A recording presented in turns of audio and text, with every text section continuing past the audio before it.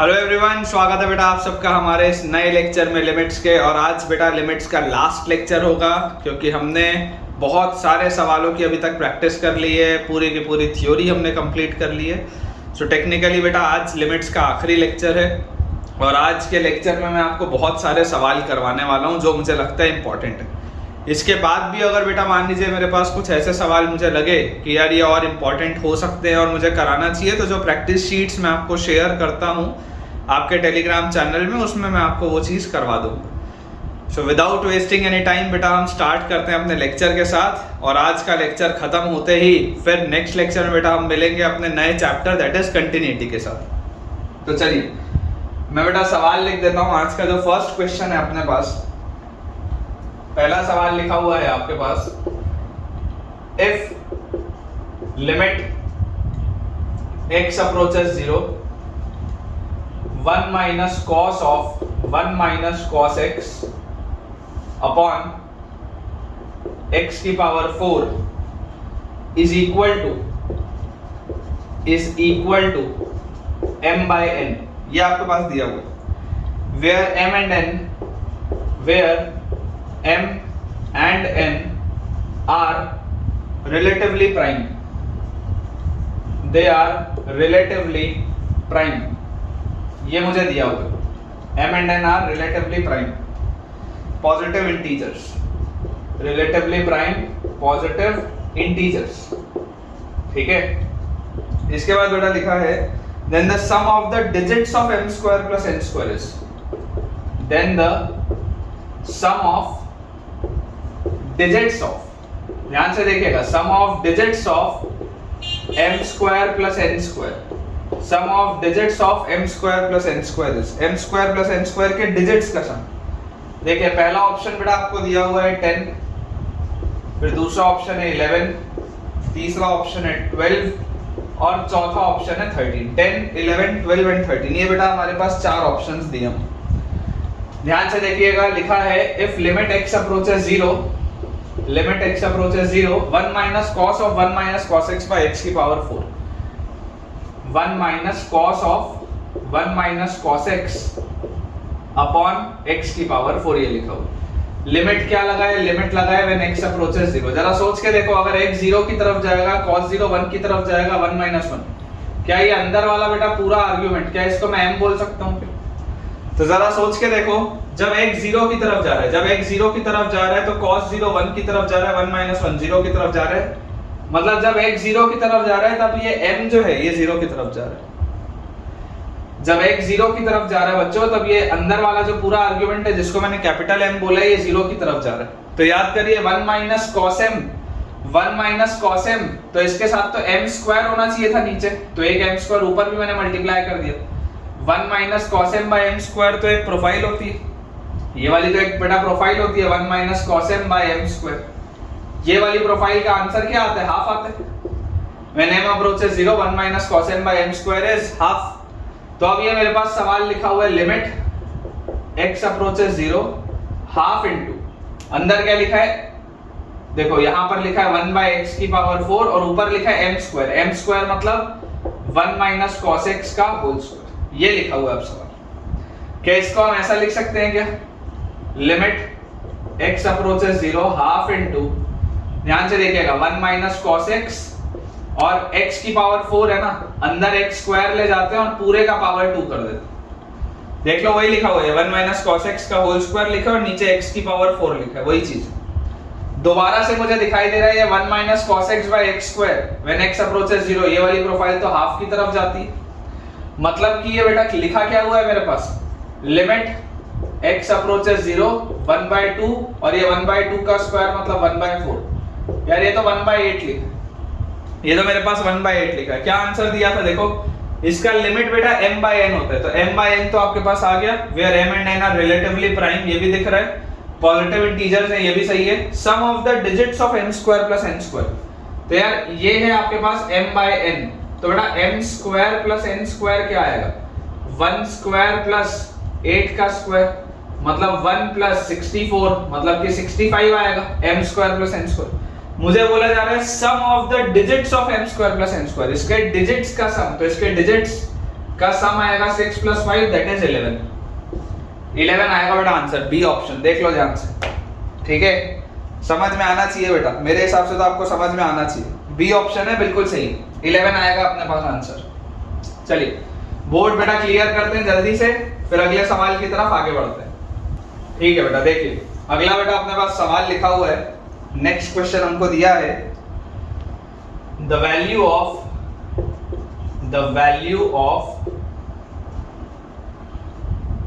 Limit n approaches infinity, the value of limit n approaches infinity, n square by n minus 1, n square by n minus 1 raised to the power tan of 1 by root n, raised to the power tan of 1 by root n।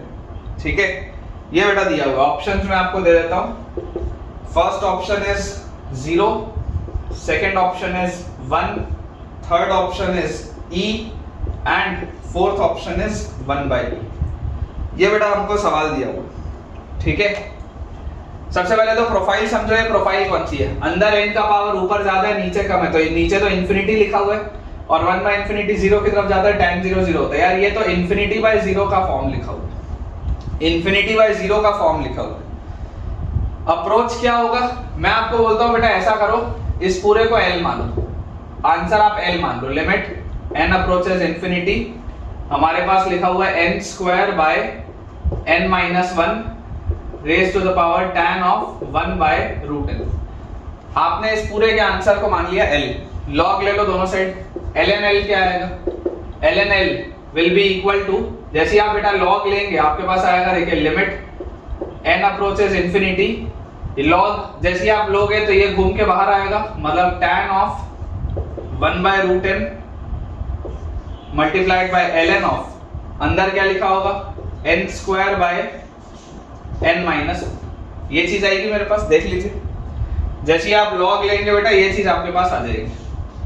अब ऐसा करो, यहाँ पर देखो बेटा आपके पास जैसी n approaches infinity है, आपको क्या दिख रहा है, जैसे आप n को इनफाइनाइट की तरफ लेके जाओगे, ये tan के अंदर क्या 0 की तरफ जा रहा है क्या, देख लो ये 1 by root n जो है ये 0 की तरफ जा रहा है। अगर ये 0 की तरफ जा रहा है बेटा, तो मैं आपको ये बोलता हूँ आप 1 by root n से डिवाइड भी कर दो और 1 by root n से मल्टीप्लाई भी कर दो, तो आपको देखो ये वाली पूरी चीज, ये वाली बेटा आपको पूरी की पूरी चीज क्या, tan of 0 by 0 का फॉर्म दिख रहा है क्या, n अगर इंफिनिटी की तरफ जा रहा है, ये 0 by 0 का फॉर्म दिख रहा है, तो यार ये तो 1 की तरफ जाएगा, tan थीटा बाय थीटा, ये तो 1 की तरफ जाएगा।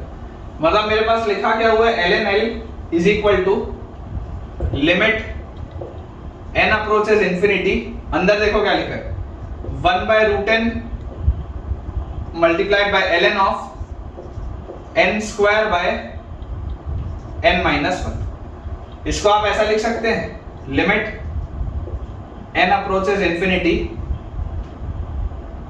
ln n square का भी ये चलो n square ही रहने दो, ln n square minus ln n minus 1 upon root n। देख लो ध्यान से, ऐसा लिख सकते हैं ln n square minus ln n minus 1 upon root n, ये आपके पास लिखा हुआ है।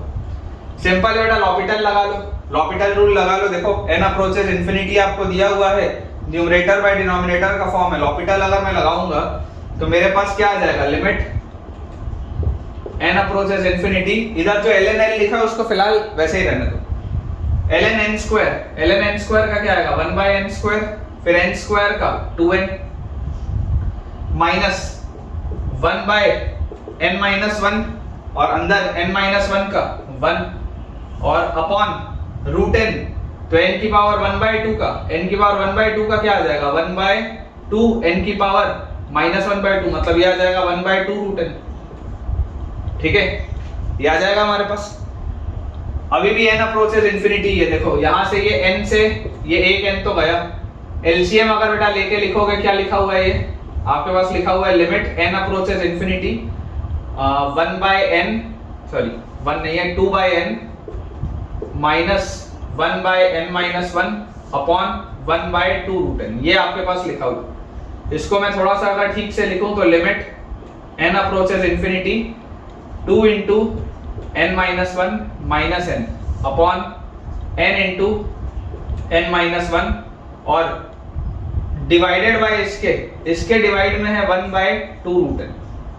ठीक है, तो ये एक रूट n, तो ये n को कर देगा, यहाँ पे रूट n आ जाएगा, है ना। इस एक रूट n से n कटेगा तो रूट n बचेगा, और ये 2 को घुमा के आप ले जाओ ऊपर, तो आपके पास देखो क्या लिखा हुआ है, limit n approaches infinity 2n minus 2 minus n upon root n minus 1, और ये वाला 2 भी एक घूम के ऊपर आया, ये आपके पास लिखा हुआ।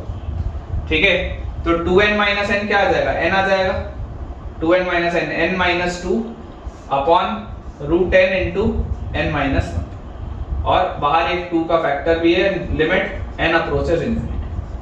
अब जरा बेटा लॉजिकली सोच के देखो, नीचे n का पावर ज्यादा है, देखो ऊपर n का पावर सिर्फ एक है 1, लेकिन नीचे n का पावर क्या है, 1 भी है और 1/2 भी है, मतलब नीचे पावर 3/2 है। तो क्योंकि बेटा नीचे n का पावर ज्यादा है, ऊपर n का पावर कम है, n अप्रोचेस इंफिनिटी अगर आपको बोला जा रहा है, तो यार ये पूरी चीज तो जीरो की तरफ जाएगी। सोच के देखो, नीचे n का पावर ज्यादा है, ऊपर n का पावर कम है, जब आप लिमिट इंफिनिटी की तरफ लेके जाओगे तो ये पूरी चीज किसकी तरफ जाएगी, जीरो की तरफ, क्योंकि नीचे n का पावर ज्यादा है। मतलब कि फाइनली घूम फिर के ये जो ln l था बेटा, ये ln l, ये घूम फिर के ln l क्या आ रहा है, जीरो के बराबर आ रहा है, और अगर ln l जीरो के बराबर आ रहा है, this implies l will be e की पावर 0, दैट इज 1। ठीक है, लिमिट इसका क्या आ जाएगा बेटा, 1 आएगा। बी ऑप्शन जो देखो दिया हुआ है ध्यान से, ठीक है, बी ऑप्शन आ जाएगा बेटा, ln l का वैल्यू 0 आएगा, l का वैल्यू घूम के आ जाएगा 1। क्लियर है?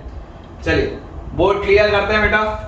इस वाले कंसेप्ट को ध्यान देना, नीचे n का पावर ज्यादा है, इसलिए पूरी की पूरी जो लिमिट होगी वो 0 की तरफ जाएगी। ठीक है बेटा, देखिए अगला सवाल देखते हैं। 2 क्वेश्चन हमने कर लिए हैं, थर्ड क्वेश्चन हमारे पास लिखा है। थर्ड क्वेश्चन दिया हुआ है, limit n approaches infinity, limit n approaches infinity 1 plus 1 by n square, 1 plus 1 by n square into मतलब raise to the power 8 n cube by pi, 8 n cube by pi sine pi by 2n, sine pi by 2n, this equals, ये सवाल है। Option दे देता हूं बेटा। First option है 4, second option है e to the power 4, third option है 1, fourth option है इंफिनिटी। ठीक है, ये हमारे पास 4 ऑप्शंस दिए हुए।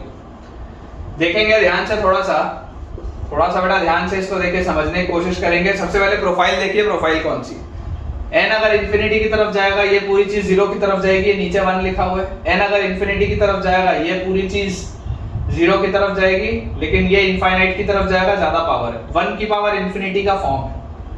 ये बात तो दिखाई देती है कि 1 की पावर इंफिनिटी का फॉर्म है।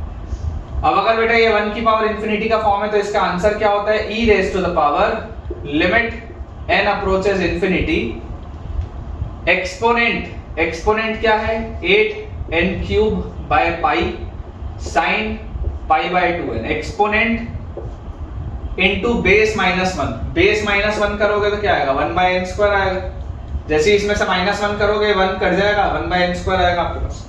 अब ध्यान से देखिए बेटा, ये n स्क्वायर से ये आप क्यूब वाला भी टर्म काट सकते हैं, तो इफेक्टिवली आपके पास क्या लिखा है, e raise to the power limit n approaches infinity, अंदर देखेंगे 8 n by pi sine pi by 2n, ये लिखा हुआ है 8 n by pi sine pi by 2n। Clearly ये 8 बाय पाई तो कांस्टेंट है, इसको तो बाहर निकाल लो, 8 बाय पाई को तो बाहर निकाल लो, कांस्टेंट बेकार लिखा।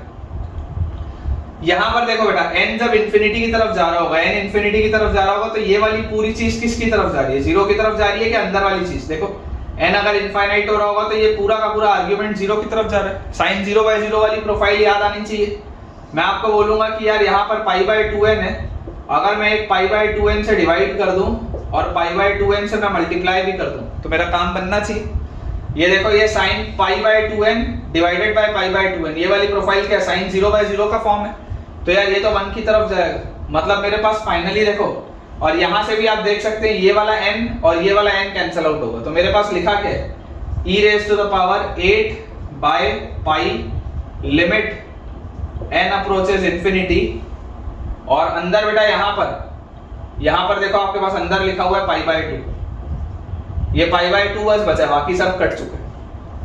तो लिमिट n अप्रोचेस इंफिनिटी में तो n तो वाला टर्म है ही नहीं अब कुछ भी, तो 8/π इंटू π/2, पाई से पाई गया, 8 और 2 कटेगा 4 आएगा, e की पावर 4 लग रहा है यार आंसर। देखो बी ऑप्शन है बेटा, e की पावर 4, आसान सा सवाल है, ठीक है ना, इजी क्वेश्चन था ये, बनना चाहिए, e की पावर 4 आंसर आएगा।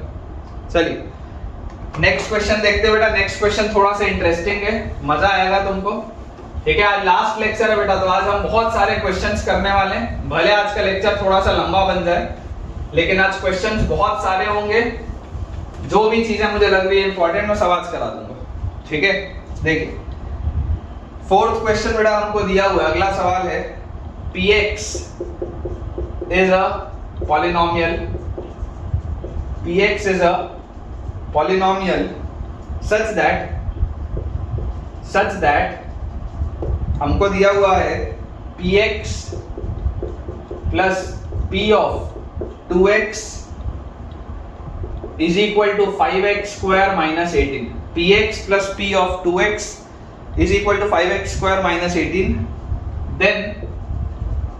Then limit x approaches 3,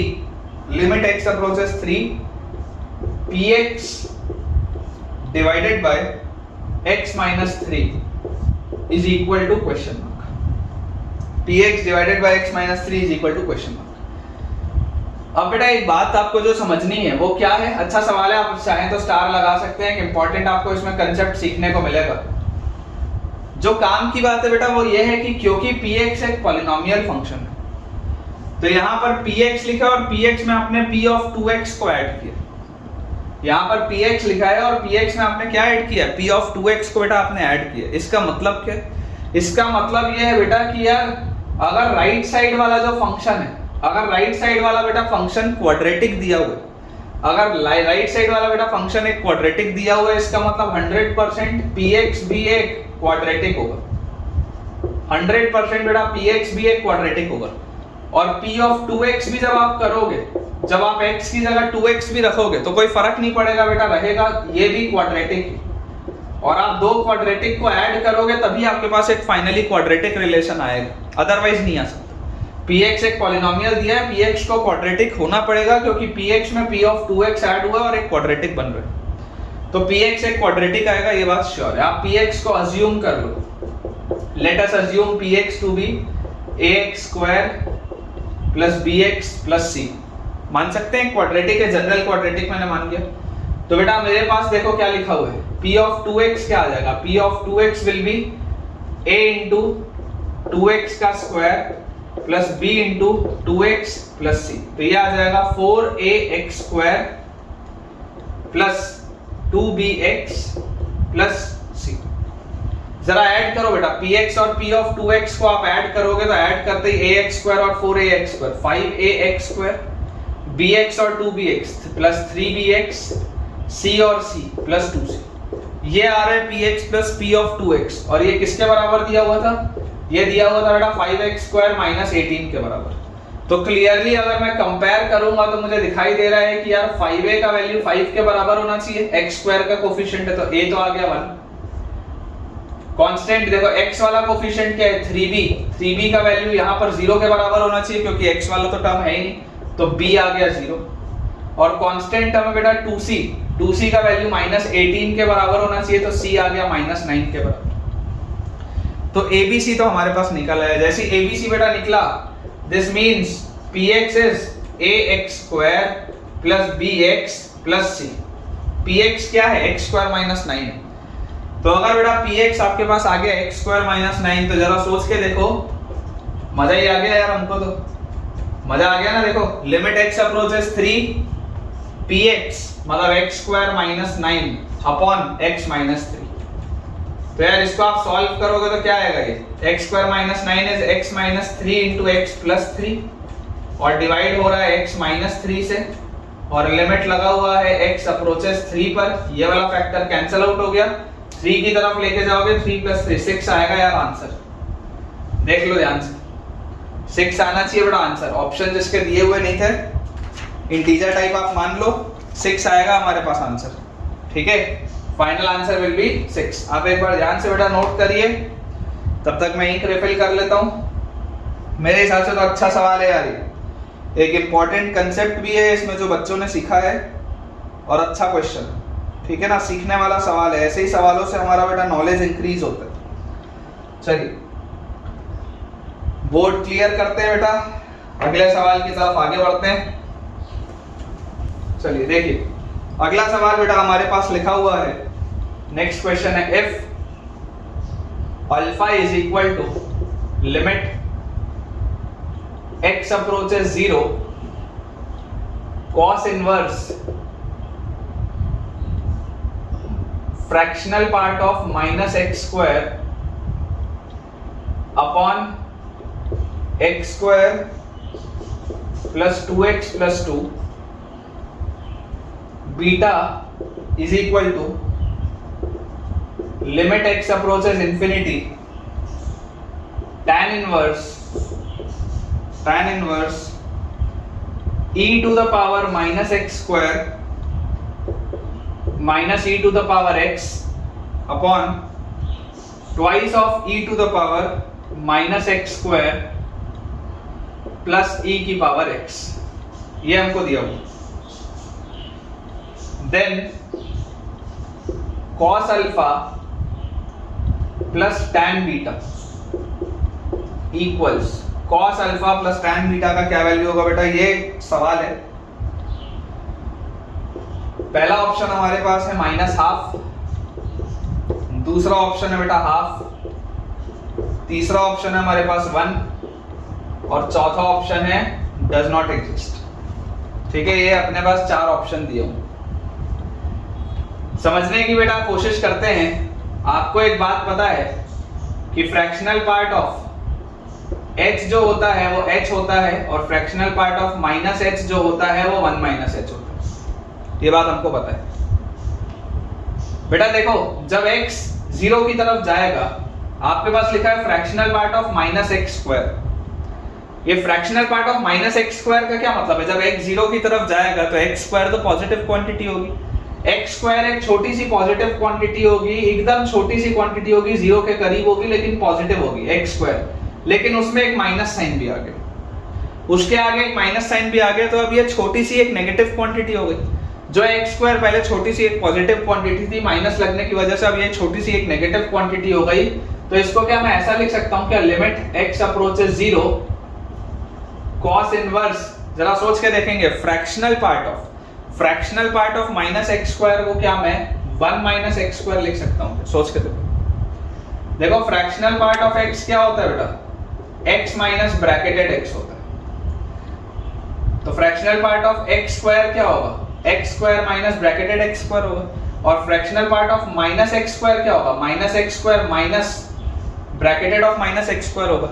अब ये 0 से थोड़ा सा छोटा है, तो यार इसका ब्रैकेटेड तो किसकी तरफ जाएगा, -1 की तरफ जाएगा। 0 से थोड़ी सी छोटी सी चीज का ब्रैकेटेड -1, आगे एक माइनस भी लगा, माइनस ऑफ माइनस प्लस हो जाएगा, तो 1 - x², वही तो लिखा है, देख लो 1 - x² आएगा, वही चीज लिखी, ठीक है ना। तो आई होप आपको यार ये वाला पॉइंट पता होगा।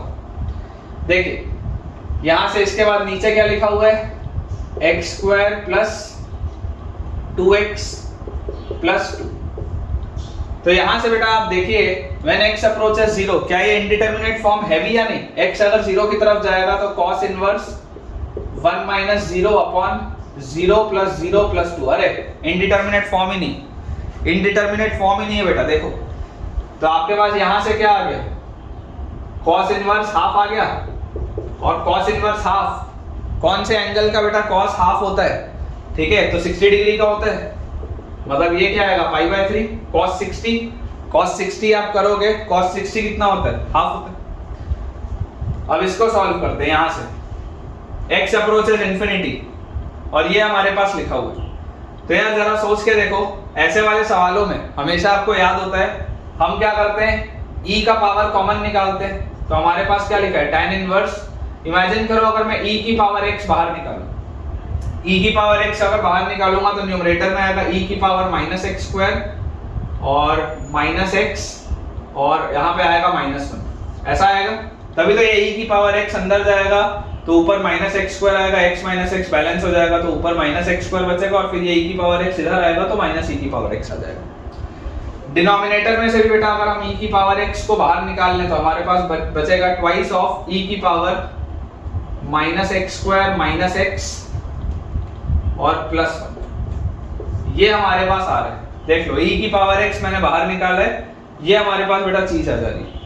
आप ये e की पावर x को e की पावर x से कट कर सकते हो, बेसिकली सारा का सारा लफड़ा इस e की पावर x की वजह से है ना। ये इंफिनिटी की तरफ जाने में यही वाली चीज इंफिनिटी की तरफ जा रही थी, आपने कॉमन लेके काट दिया। मेरे हिसाब से इंडिटरमिनेट फॉर्म हट चुका है, क्यों? क्योंकि देखो e की पावर माइनस इंफिनिटी क्या होता है? e की पावर माइनस इंफिनिटी होता है 1 बाय e की power infinity which is 0। 1 by e की पावर इंफिनिटी मतलब 1 बाय इनफाइनाइट मतलब 0 की तरफ जाएगा। e की पावर माइनस इंफिनिटी मतलब 0 की तरफ जाता है। ये बात आपको समझ में आनी चाहिए। आगे देखो लिमिट क्या लगा है, लिमिट x अप्रोचेस इंफिनिटी है। जैसे बेटा x इंफिनिटी की तरफ जाएगा, देखो e की पावर माइनस इंफिनिटी लिखा है, ये e की पावर माइनस इंफिनिटी तो 0 की तरफ जाएगा। ये भी देखो e की पावर माइनस इंफिनिटी लिखा है, ये भी 0 की तरफ जाएगा।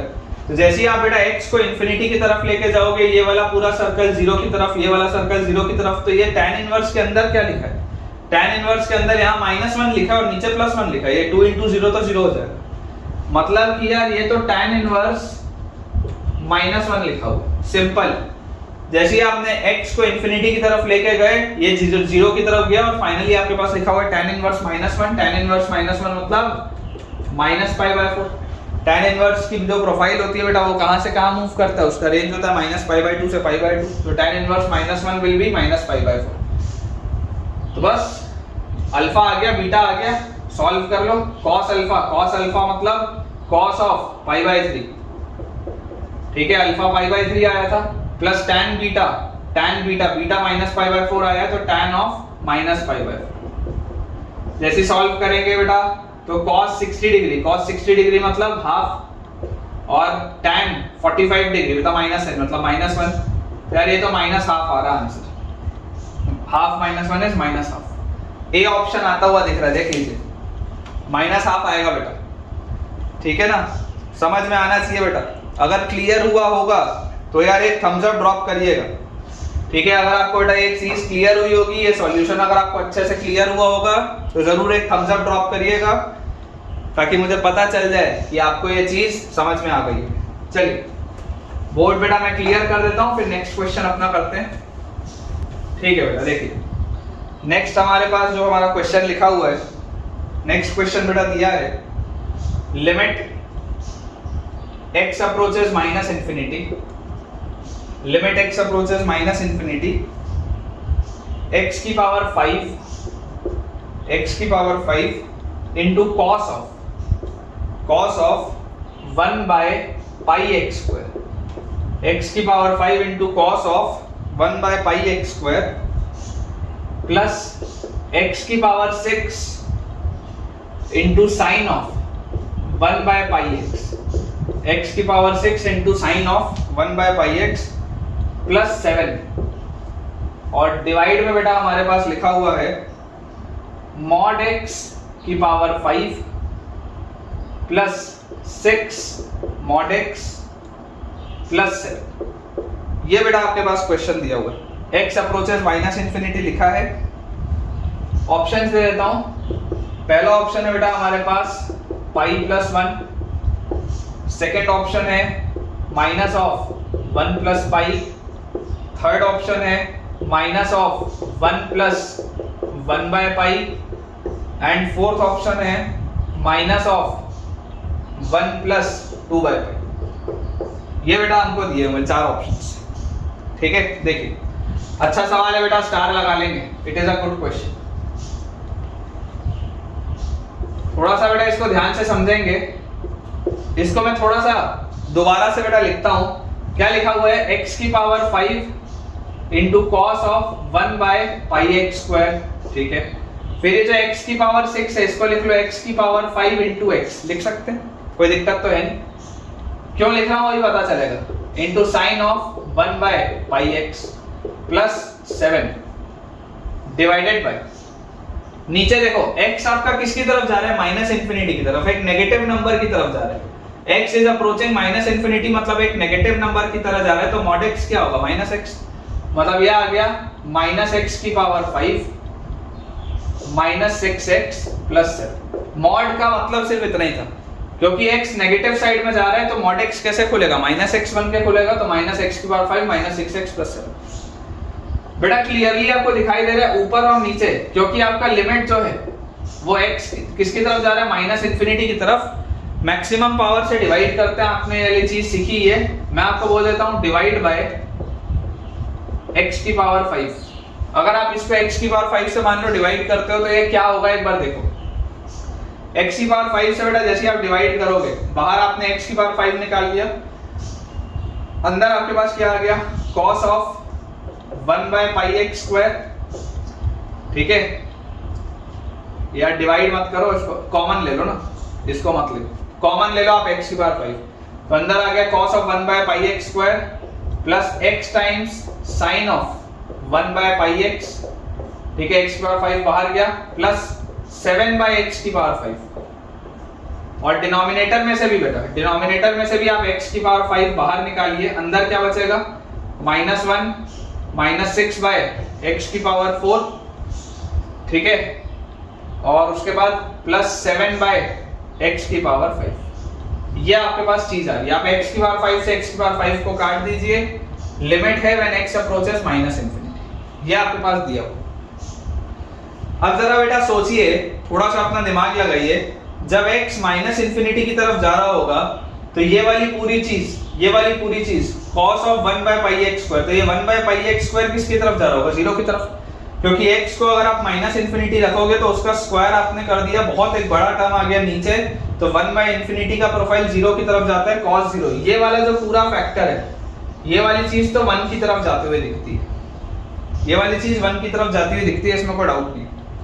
जब आप x को माइनस इंफिनिटी रखेंगे, माइनस इंफिनिटी की तरफ अगर ये जाएगा तो ये वाला जो पूरा बेटा फैक्टर है ये तो जीरो की तरफ जाता हुआ दिखता है, नीचे बहुत बड़ा एक इंफिनिटी की पावर 5 माइनस इंफिनिटी की पावर 5, ये पूरा जीरो की तरफ जाता हुआ दिखता है। ये क्या लिखा हुआ है, ये हमारे पास लिखा हुआ है sine of 1 by pi x, और बाहर लिखा हुआ है x। जरा सोच के देखो, x is approaching minus infinity, अगर x माइनस इंफिनिटी की तरफ जा रहा है तो ये वाली पूरी चीज जीरो की तरफ जा रही है, चलो आप जीरो माइनस बोल लो, कोई दिक्कत नहीं है, लेकिन ये बात तो श्योर है कि ये जीरो की तरफ जा रहा है। तो अगर बेटा ये वाली चीज जीरो की तरफ जा रही है तो आपने जीरो वाली प्रोफाइल पढ़ी। मैं आपको अगर बेटा ये बोलता हूं कि आप ऐसा करो 1 बाय पाई x, छोटा सा लिखा हूं देखो, 1 बाय पाई x से मैंने डिवाइड किया और 1 बाय पाई x से बेटा मैंने इसको मल्टीप्लाई भी कर दिया, 1 बाय पाई x से न्यूमरेटर में मल्टीप्लाई किया, 1 बाय पाई x से डिनोमिनेटर में मल्टीप्लाई किया, तो यार ये साइन 0 बाय 0 वाली प्रोफाइल आ गई क्या। देखो x अगर माइनस इंफिनिटी की तरफ जाएगा, माइनस इंफिनिटी की तरफ जाएगा, 1 बाय माइनस इंफिनिटी, ये 0 माइनस की तरफ जा रहा होगा, साइन 0 बाय 0, ये तो यार 1 की तरफ जा रहा है। और यहां से देखो ये वाले x और ये वाले x को आप काट भी सकते हैं, तो आपके पास न्यूमरेटर किसकी तरफ जा रहा है, ध्यान से देखो, इनडिटरमिनेट फॉर्म नहीं है बेटा, न्यूमरेटर आपका जा रहा है ये 1, और यहां पर आपका बेटा जो न्यूमरेटर है वो जा रहा है प्लस 1 बाय पाई, न्यूमरेटर इसकी तरफ जा रहा है, ये 1 की तरफ जा रहा है, और ये वाली चीज देखो 1 बाय पाई की तरफ जा रही है। इधर क्या हो रहा है देखो नीचे, जैसे ही आप x को माइनस इंफिनिटी की तरफ लेके जाओगे, x को माइनस इंफिनिटी की तरफ लेके जाते ही ये वाला फैक्टर 0 की तरफ जाएगा, और ये वाला भी बेटा जो फैक्टर होगा वो 0 की तरफ जाएगा। नीचे क्या बच रहा है, इकलौता -1, नीचे बेटा इकलौता -1 बच रहा है, तो इसका फाइनल आंसर क्या आएगा, minus times of 1 plus 1 by pi, इसका final answer will be minus times of 1 plus 1 by pi. देख सकते हैं आप, सी ऑप्शन बेटा दिया हुआ है, minus times of 1 plus 1 by पाई। अच्छा सवाल, this is a very good question बेटा, इसमें अक्सर बच्चों से एरर होता है, स्टार लगा लेंगे, है ना, एक स्टार और लगा लेंगे। अच्छा सवाल है, माइनस ऑफ 1 प्लस 1 बाय पाई। अगर आप में से किसी बच्चे ने डायरेक्टली इसको बेटा बिना सॉल्यूशन देखे सॉल्व कर लिया था और अगर सही आंसर भी आ गया था तो बहुत ही अच्छी बात है बेटा, ठीक है। मुझे कमेंट से बताइएगा अगर आप में से कोई भी ऐसा हो जिसने इसको सॉल्व कर लिया। चलिए अगला सवाल देखते हैं, मैं बेटा बोर्ड क्लियर कर देता हूं, नेक्स्ट क्वेश्चन की तरफ अपन आगे बढ़ते हैं। ठीक है बेटा, देखिए नेक्स्ट क्वेश्चन हमारे पास लिखा हुआ है, if 0 is less than alpha and beta is less than pi, alpha और बीटा दोनों ही 0 से पाई के बीच में है, limit x approaches 0 sine alpha की पावर x प्लस साइन बीटा की power x by 2 whole power 1 by x is equal to 1। इसका आंसर बेटा 1 की तरफ जाता है, ठीक है। देन द वैल्यू ऑफ आपसे पूछा जा रहा है, then the value of tan of alpha plus beta by 3, value of tan of alpha plus beta by 3 is, option बेटा मैं दे देता हूं आपको।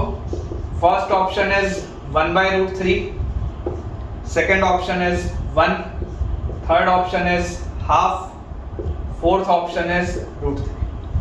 1/√3, 1, हाफ एंड √3। देखेंगे ध्यान से, इसको बेटा समझने की कोशिश करेंगे, अच्छा क्वेश्चन है। Limit x approaches 0 sin alpha raise to the power x plus sin beta raise to the power x।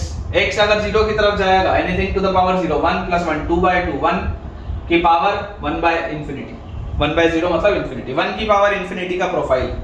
इसका आंसर 1 की तरफ आ रहा है, ठीक है, उसको बाद में देखेंगे, लेकिन ये जो प्रोफाइल है, ये प्रोफाइल तो 1 की पावर इंफिनिटी का है, ये बात श्योर। मैं आपको बोलता हूं 1 की पावर इंफिनिटी सॉल्व कैसे करते हैं। e raise to the power limit x approaches 0 exponent into base -1 मतलब sin अल्फा की power x plus sin beta की पावर x बाय 2 -1। ये आपके पास लिखा है एक्सपोनेंट इनटू बेस -1, ये हमारे पास लिखा हुआ है।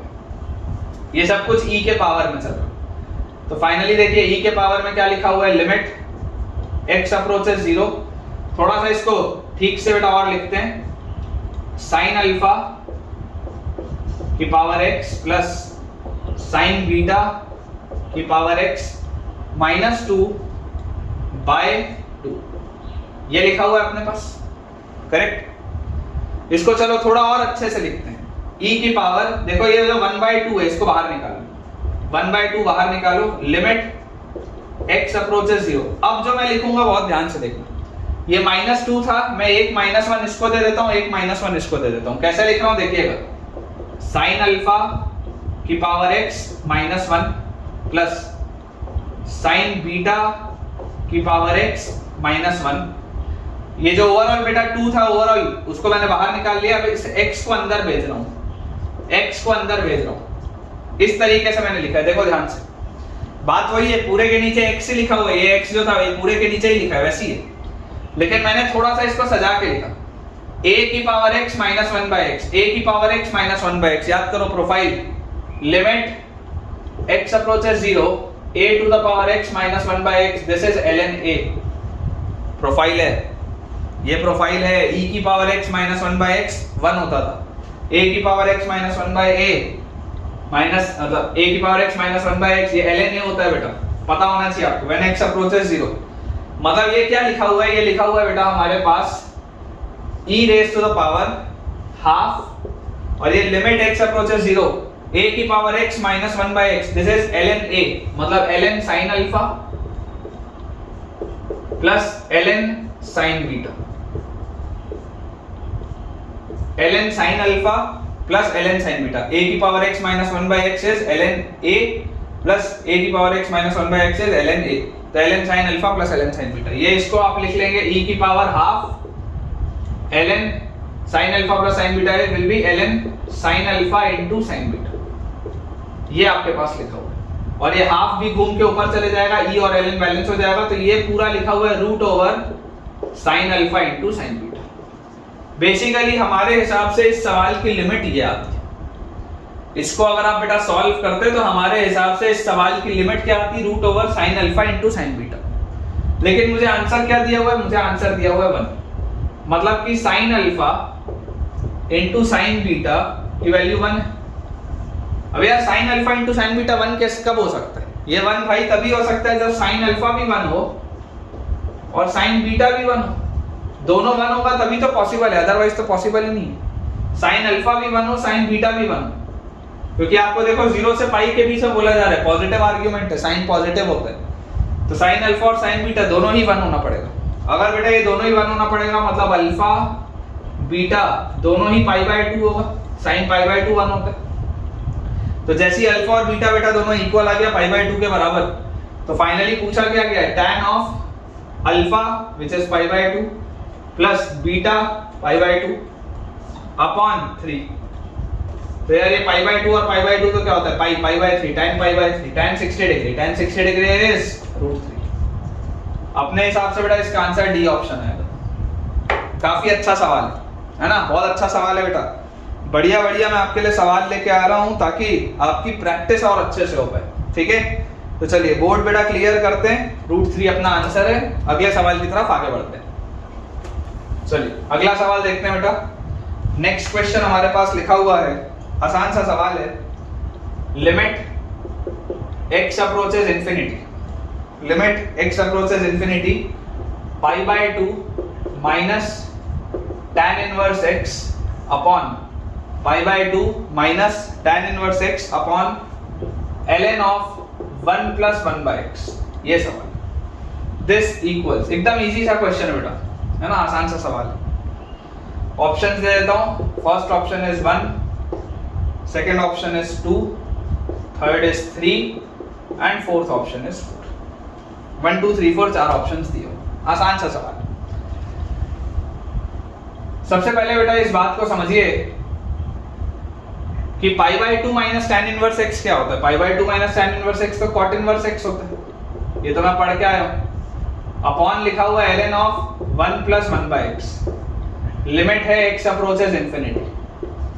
क्या मैं x को 1 बाय y डाल सकता हूं क्या? x को अगर बेटा मैं 1 बाय y डालूंगा तो मेरे पास आ जाएगा cot inverse 1 by y upon ln 1 plus y। cot inverse 1 by y upon ln 1 plus y। और cot इनवर्स 1 बाय y याद करिए बेटा, एक पॉजिटिव क्वांटिटी है ना। x अगर इंफिनिटी की तरफ जा रहा था, यहां पर लिमिट लगा लो y अप्रोचेस 0, पॉजिटिव क्वांटिटी है। पॉजिटिव अगर बेटा क्वांटिटी है तो इसका मतलब क्या होगा? इसका मतलब ये होगा कि cot इनवर्स 1 बाय y को आप tan इनवर्स y लिख सकते हैं। तो this is tan inverse y upon ln 1 plus y। tan inverse y upon ln 1 plus y, एकदम आसान सा सवाल। लिमिट y अप्रोचेस 0, ठीक है ना। ये क्योंकि पॉजिटिव इंफिनिटी की तरफ जा रहा था तो ये 0 प्लस की तरफ जाएगा बेसिकली, ठीक है ना, पॉजिटिव नंबर। तो यार अगर मैं एक y से मल्टीप्लाई कर दूं और एक y से डिवाइड कर दूं तो मुझे दिखाई देता है tan inverse y by y, ये वाली प्रोफाइल तो 1 की तरफ जा रही है, और ये जो लिखा है ln of 1 plus y by y, ln of 1 plus y by y, ये वाली प्रोफाइल किसकी तरफ जा रही है? 1 की तरफ जा रही है। तो यार दोनों ही प्रोफाइल 1 की तरफ जा रही है तो इसका आंसर तो क्या होगा? 1 होगा। एकदम आसान सा सवाल है। कई बार क्या होता है बेटा, 10 डिफिकल्ट क्वेश्चन के बीच में 2-3 आसान सवाल आ जाते हैं और बच्चा इतना ज्यादा घबराया हुआ होता है कि वो छोड़ ही देता है सवालों को। यार ये तो बहुत ही इजी सा क्वेश्चन था, है ना, it was a very easy question. चलिए नेक्स्ट सवाल की तरफ आगे बढ़ते हैं बेटा। नेक्स्ट सवाल थोड़ा सा इंटरेस्टिंग है, मजा आएगा आपको। देखिए बेटा, क्वेश्चन हमारे पास लिखा हुआ है, limit n approaches infinity, limit n approaches infinity, product of, continued product का साइन है बेटा, r इक्वल टू 2 से लेकर n तक 1 minus 1 by r cube multiplied by 1 minus 1 by r square plus r plus 1। ये सवाल है। दिस इक्वल्स क्या चीज? ऑप्शन लिख देते हैं।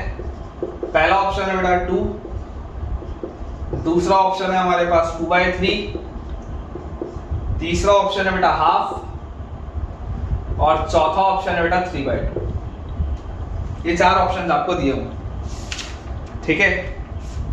देखिए ध्यान से, limit n approaches infinity, continued product r equal to 2 से n, 1 minus 1 by r cube into 1 minus 1 by r square plus r plus 1। इसको थोड़ा सा सॉल्व करते हैं। ये क्या लिखा हुआ है? बेसिकली ये क्या लिखा हुआ है देखिए, ये लिखा है r cube minus 1 by r cube multiplied by, यहाँ पे क्या लिखा हुआ है r square plus r plus 1 minus 1 by r square plus r plus 1। यही लिखा है हमारे पास।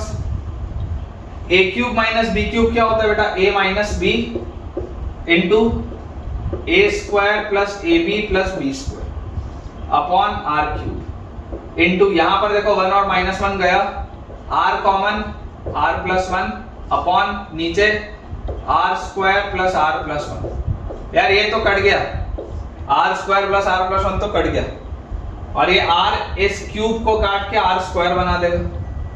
मतलब मेरे पास ये बेसिकली कैसा लिखा हुआ है, this is r minus 1 by r multiplied by r plus 1 by r. देख लो ध्यान से, आर माइनस 1 के साथ एक आर फिट कर दिया और आर प्लस 1 के साथ एक आर मैंने फिट कर दिया। कंटिन्यूड प्रोडक्ट है बेटा, कंटिन्यूड प्रोडक्ट है फ्रॉम आर इक्वल टू 2 से लेकर n तक। ठीक है, कंटिन्यूड प्रोडक्ट को भी आप ब्रेक कर सकते हैं, आपने पढ़ाई है क्लास 11th में, कोई दिक्कत की इसमें बात है नहीं। तो continued product from r equal to 2 से लेकर n तक, कोई दिक्कत की बात नहीं, आप ब्रेक कर सकते हैं। जैसे बेटा आप वैल्यूज पुट करना चालू करोगे, देखो आर की वैल्यू 2 पुट करोगे हाफ आएगा, 3 पुट करोगे 2/3 आएगा, 4 पुट करोगे 3/4, फिर 4/5, इस तरीके से लास्ट में n पुट करोगे तो n-1/n। ये आ गया पहला वाला। दूसरे वाले में क्या आ रहा है? r प्लस 1/r है, 2 पुट करोगे 3/2, 3 पुट करोगे 4/3, फिर 5/4, फिर 6/5, और ये आगे लास्ट में n पुट करोगे तो n+1/n। ये आ रहा है बेसिकली हमारे पास। तो देखिए बेटा 2 से 2 गया, 3 से 3, 4 से 4, इस तरीके से बेटा ये टर्म्स कटना चालू है। तो इधर तो क्या बचा? 1/n बचा पहले वाले ब्रैकेट में, और यहाँ पर देखेंगे 3 से 3, 4 से 4, 5 से 5, इस तरीके से अगर कटेंगे तो लास्ट में n कटेगा, तो यहाँ पर क्या बचा? n+1/2 बचा। कंटिन्यूड प्रोडक्ट को जब आप सॉल्व करेंगे, पहले वाले में से 1/n बचेगा, लास्ट वाले में से n+1/2 बचेगा। मतलब कि मुझे फाइनली क्वेश्चन क्या बोल रहा है? क्वेश्चन बोल रहा है limit n approaches infinity, limit n approaches infinity 1/n into n+1/2। ये सवाल है बेसिकली। n कॉमन लेके काट दो, आंसर क्या आ जाएगा? हाफ आ जाएगा, हाफ आ जाएगा आंसर। आप n कॉमन ले लो बाहर और काट दो, limit n approaches infinity, half आएगा आंसर। देख लो सी ऑप्शन आएगा बेटा। ठीक है, अच्छा सवाल है, अच्छा सवाल है। बच्चों को डर लगता है बेटा ये सवाल देख के, कंटिन्यूड प्रोडक्ट देख के डर लगता है, लेकिन इस बात को आप याद रखिए कि कभी भी जब हमारे पास बेटा कंटिन्यूड प्रोडक्ट का सवाल आएगा, पहले सिंपलीफाई करो, पहले सिंपलीफाई करो, आखिरी में बेटा लिमिट लिमिट लगाना है ना, ये सब लास्ट में लगेगा। पहले सिंपलीफाई करो, देखो क्या क्या कट रहा है, उसके बाद फिर आप फाइनल अपना आंसर निकालो। ठीक है, तो इसका आंसर आ जाएगा बेटा हाफ। चलिए अगला सवाल देखते हैं। अपन ने अभी तक बेटा टोटल 9 क्वेश्चन कर लिए है ना, 3-4 और सवाल करेंगे, उसके बाद फिर अपना आज का लेक्चर बेटा अपन एंड करेंगे। ठीक है बेटा, देखिए अगला सवाल देखते हैं। क्वेश्चन बेटा हमारे पास लिखा हुआ है, थोड़ा सा इंटरेस्टिंग क्वेश्चन है, देखेंगे ध्यान से। Let a and b, let a and b be two positive real numbers, be two positive real numbers, let a and b be two positive real numbers। ठीक है, फिर लिखा हुआ है such that limit x approaches 0, limit x approaches 0, sin square x divided by e raised to the power ax minus bx minus 1, e raised to the power ax minus bx minus 1 exists, इसका limit exist करता है, exist and it is equal to half, and it is equal to half. अब ये प्यारा सवाल क्यों है बेटा? क्योंकि मैं लिमिट्स के सवाल में थोड़ी सी अब कोऑर्डिनेट ज्योमेट्री भी डाल दूं। इसका लिमिट हाफ है, कोऑर्डिनेट ज्योमेट्री भी इसी में इंट्रोड्यूस करते हैं। If the circles x square plus y square plus ax plus by plus 1 equal to 0 and x square plus y square plus 4x plus 6y plus k is equal to 0 intersect orthogonally. Intersect orthogonally, देखो सारे concepts आने चाहिए बेटा, सारे concepts आने चाहिए paper में। Intersects orthogonally, then the value of k is, then the value of k is, ये बेटा सवाल है। ऑप्शन दे देता हूं। पहला ऑप्शन है 8, फिर है 9, फिर है 10, लास्ट ऑप्शन है 11। ठीक है, प्रयास करिए, तब तक हम रिफिल करते हैं। आप प्रयास एक बार करिए, बन जाएगा तो बहुत अच्छी बात है बेटा। ठीक है ना, अगर बन जाएगा तो बहुत अच्छी बात है, बनना चाहिए। थोड़ा सा अगर आपको सर्कल्स का नॉलेज आता होगा तो ये सवाल आपसे बनेगा बेटा, इसमें कोई दिक्कत की बात नहीं। चलिए देखते हैं। हमें बोला जा रहा है a और b दो पॉजिटिव रियल नंबर्स हैं such that limit x approaches 0 sin square x by e raise to the power ax minus bx minus 1, ये एग्जिस्ट करती है लिमिट। सबसे पहले तो इसको देखते हैं a और b क्या आएगा। हमारे पास लिखा हुआ है limit x approaches 0 sin square x upon e की power ax minus bx minus 1, ये लिखा है। तो एक बात तो समझ में आती है कि यार अगर अपन x स्क्वायर से मल्टीप्लाई करें और x स्क्वायर से डिवाइड कर दें तो ये sin square x upon x square, ये वाली प्रोफाइल तो 1 की तरफ निकलेगी। अगर मैं x से मल्टीप्लाई कर दूं, x स्क्वायर से डिवाइड कर दूं तो sin square x by x square तो 1 की तरफ निकलेगा, लिमिट x अप्रोचेस 0। तो ये सवाल लिखा हुआ है x स्क्वायर बाय, इसको नीचे वाले को एक्सपैंड करो, e की पावर ax, e की पावर थीटा क्या होता है 1 plus theta by 1 factorial theta square by 2 factorial, इस तरीके से होता है। तो 1 plus ax by 1 factorial plus a square x square by 2 factorial. इसके आगे लिखने का जरूरत नहीं है क्योंकि ऊपर मैक्सिमम पावर x स्क्वायर का ही है, तो नीचे भी x स्क्वायर तक लिखेंगे और कोई मतलब नहीं। आगे क्या लिखा है माइनस bx माइनस 1, ये आपके पास लिखा हुआ है, ये x स्क्वायर ऊपर सेट हो गया। तो यार ये माइनस 1 और 1 तो गया। अब ऊपर क्योंकि देखो लिमिट क्या है, लिमिट x अप्रोचेस 0 है। आपको पता है कि यार x स्क्वायर से छोटे जितने भी टर्म होंगे बेसिकली वो कटने चाहिए। x स्क्वायर से छोटे बेटा जितने भी टर्म होंगे वो कटने चाहिए, नहीं तो प्रॉब्लम हो जाएगी। फाइनली आंसर पे हाफ नहीं आया था वैसे। तो आप देखो यहाँ पर x का कोफिशिएंट a है, यहाँ पर x का कोफिशिएंट b है, मतलब a माइनस b तो 0 के बराबर होना चाहिए। ये बात तो आ गई समझ में कि अगर x का कोफिशिएंट a है, यहाँ पर x का कोफिशिएंट माइनस b है तो a माइनस b तो 0 होना चाहिए। तो फाइनली बेटा आप देखो x स्क्वायर वाला टर्म है और यहाँ पर भी x स्क्वायर वाला टर्म है। अगर आप x स्क्वायर से x स्क्वायर वाले बेटा टर्म को सेट करेंगे तो आपके पास इसका लिमिट किसके बराबर आता हुआ दिख रहा है, 2 बाय a स्क्वायर आता हुआ दिख रहा है। क्या देखो ये 2 फैक्टोरियल है, 2 घूम के ऊपर आएगा, नीचे a स्क्वायर रहेगा, x स्क्वायर से x स्क्वायर कटेगा, इसके बाद x क्यूब, x की पावर 4, x की पावर 5 जितने भी टर्म होंगे सब 0 हो जाएंगे, सारे 0 हो जाएंगे, उसका कोई यूज नहीं है क्योंकि लिमिट x अप्रोचेस 0 है।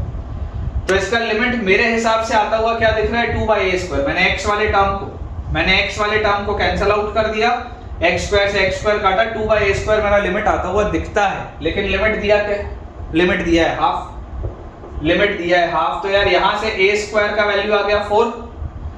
आपको देखो a और b क्या बोला जा रहा है, दो पॉजिटिव रियल नंबर बोले जा रहे हैं। अगर दो पॉजिटिव रियल नंबर बोले जा रहे हैं मतलब a 2 आएगा, और अगर a 2 आया तो a और b तो बराबर है तो b भी 2 आएगा। तो a और b की तो वैल्यू निकल गई। लिमिट्स का कंसेप्ट यही तक था, a और b के वैल्यू निकालने तक। अब इसके बाद सवाल आता है सर्कल्स का। तो ये जैसे a 2 आया और b 2 आया तो यहाँ पे सब्स्टिट्यूट कर देते हैं, 2x लिख देते हैं, 2y लिख देते हैं। क्वेश्चन है अगर ये दो सर्कल्स ऑर्थोगोनली इंटरसेक्ट कर रहे हैं तो बताइए k का वैल्यू। कंडीशन क्या होती है 2g1 g2 + 2f1 f2 = c1 + c2, ये कंडीशन होती है ऑर्थोगोनल इंटरसेक्शन। तो यार x² + y² + 2g1x, g1 क्या होगा 1 प्लस 2f1y, f1 क्या होगा 1 प्लस c1 क्या होगा 1, x² y² + 2g2x, g2 क्या होगा 2, 2f2y, f2 क्या होगा 3 प्लस c2, c2 होगा k।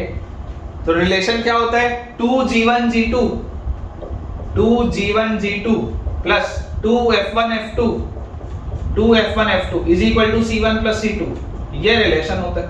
2 × 2 4, 2 × 3 6 = 1 + k, k का वैल्यू आ जाएगा बेटा 9। बी ऑप्शन अपने पास आंसर है, देख लो ध्यान से। अच्छा सवाल है ये, ठीक है ना। लिमिट्स के साथ साथ इसमें बेटा आपने ऑर्थोगोनल इंटरसेक्शन वाली भी चीज देख ली सर्कल्स की। अच्छा सवाल है, ठीक है। जेईई एडवांस की यही ब्यूटी होती है यार, एक सवाल के अंदर दूसरे चैप्टर के सवाल को ऐसे मिक्स करते हैं कि अगर आपको सब कुछ ना आता हो ना तो स्वाहा हो गया बेटा तुम्हारा पेपर में। इस बात को समझ लो, तुमको सब कुछ आना चाहिए। अगर सब कुछ नहीं आता होगा तो खत्म है मामला फिर, ठीक है। चलिए, तो अपने पास 9 आएगा बेटा इसका आंसर। अगला सवाल देखते हैं, बोर्ड क्लियर अपन ना कर लेते हैं अपन, ठीक है बेटा। देखिए अगला क्वेश्चन हमारे पास लिखा हुआ है, let fx is equal to sine inverse x plus cos inverse x plus tan inverse x minus pi by 2, ये लिखा है fx। और gx बेटा लिखा हुआ है x square minus x। Then limit x approaches 0, limit x approaches 0, mod of f of mod x, mod of f of mod x divided by gx equals mod of f of mod x by gx equals, options दे देता हूं। पहला option है बेटा 1, दूसरा option है -1, तीसरा option है 2, चौथा ऑप्शन है डज नॉट एग्जिस्ट। देखिए अच्छा सवाल है बेटा, एरर होता है, ध्यान से देखिए। हमें पता है fx क्या लिखा हुआ है, fx basically sin inverse x plus cos inverse x। यार ये तो पाई बाई 2 लिखा हुआ plus tan inverse x minus pi by 2, ये तो गया। fx मतलब आपके पास लिखा हुआ है क्या, tan इनवर्स x। fx लिखा हुआ है tan इनवर्स x। gx क्या लिखा हुआ है, gx हमारे पास लिखा हुआ है x स्क्वायर माइनस x। आपसे बोला जा रहा है mod of f of mod x upon gx, मतलब mod of tan inverse of mod x upon x square minus x, limit x approaches 0। ये सवाल है। तो यार right hand limit left hand limit दोनों निकाल के देख लेते हैं, क्योंकि बहुत सारे मॉड वर्ड लगे हुए हैं, सवाल फंस सकता है। Right hand limit left hand limit निकाल के देख लेते हैं। तो सबसे पहले अपन ऐसा करते हैं, राइट हैंड लिमिट निकालते हैं 0 प्लस पे। तो 0 प्लस पे कैसे निकालेंगे, x को रख लेंगे 0 प्लस h, तो हमारे पास आ जाएगा limit h approaches 0, tan inverse 0 plus h रखोगे tan इनवर्स h आएगा, और h क्योंकि पॉजिटिव क्वांटिटी तो उसका मॉड भी वही आएगा, तो tan इनवर्स h का mod upon h square minus h, ये आपके पास आएगा। और हमको बेटा क्या पता है कि क्योंकि tan inverse of a positive quantity positive ही होती है ना। tan इनवर्स का आंसर माइनस पाई बाई 2 से पाई बाई 2 के बीच में होता है। जब tan इनवर्स के अंदर आर्गुमेंट पॉजिटिव होता है तो फाइनल आंसर पॉजिटिव ही आता है। ग्राफ याद करिए बेटा tan इनवर्स का। तो mod of tan inverse h भी क्या आएगा, tan इनवर्स h ही आएगा। कोई दिक्कत की बात नहीं है, क्योंकि h एक पॉजिटिव क्वांटिटी है, हमने माना है। तो यहां से बेटा आपके पास क्या आ गया, देखिए tan इनवर्स h अपॉन नीचे h कॉमन लो, h minus 1, h approaches 0, tan inverse h by h, ये वाली चीज तो 1 की तरफ जाएगी। When h approaches 0, tan inverse h by h 1 की तरफ जाएगा। ये तो h 0 की तरफ लेके जाओगे तो यार इसका राइट हैंड लिमिट तो -1 की तरफ आ रहा है। जब आप h को देखो 0 की तरफ लेके जाओगे तो 0 -1 की तरफ आ रहा है राइट हैंड लिमिट। अब अपन बेटा बात करते हैं लेफ्ट हैंड लिमिट की। लेफ्ट हैंड लिमिट के लिए हम क्या बोलेंगे, 0 माइनस पे बात करेंगे। तो मतलब लिमिट x अप्रोचेस 0 माइनस, किसका लिमिट निकाल रहे हैं, mod of tan inverse of mod x, mod of tan inverse of mod x और upon x square minus x, इसी का हम लिमिट निकाल रहे हैं। तो हमारे पास देखिए क्या चीज आ रही है बेटा, 0 माइनस h आप जैसी रखेंगे, h अगेन पॉजिटिव क्वांटिटी है, तो limit h approaches 0, 0 minus h रखोगे तो आपके पास क्या आ जाएगा, tan इनवर्स मॉड के अंदर क्या आएगा बताइए, मॉड के अंदर आप रख रहे हैं माइनस h, ठीक है। h एक पॉजिटिव क्वांटिटी, आपने माइनस h रखा, इसका भी मॉड अपॉन नीचे क्या है h स्क्वायर और प्लस h हो जाएगा, 0 माइनस h रखोगे तो इस तरीके से आएगा। अच्छा मॉड ऑफ माइनस एच क्या होगा, एच होगा। एच आपने एक पॉजिटिव क्वांटिटी ली है ना, एच एक पॉजिटिव क्वांटिटी है, तभी तो आपने 0 माइनस एच किया ताकि ये पूरी चीज नेगेटिव रहे।